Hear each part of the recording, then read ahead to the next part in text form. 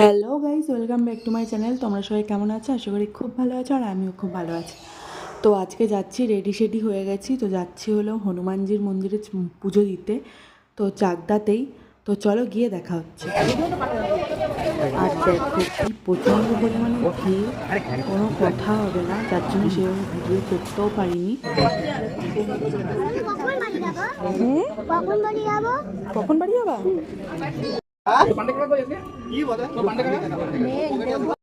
তো আমাদের পুজো দেওয়া হয়ে গেছে। এটা হচ্ছে পুজোর প্রসাদ লাড্ডু। আর তারপরে দেখো খেয়ে নিলাম আলুর দম দিয়ে আর পটল ভাজা দিয়ে ভাত। আর তারপরে সবার জন্য আনারস কাটা হচ্ছে। তো আনারসটা এখন যেহেতু আনারসের সিজন, মোটামুটি ভালোই খাওয়া হচ্ছে আনারসটা, আর খেতে খারাপ লাগে না। আর একটা প্রবাদে আছে নাকি আনারস কাটা কোনো কিপ্টে মানুষের কম্ম নয়। আনারসে যেহেতু অনেকটা কেটে বাদ দিয়ে দিতে হয়,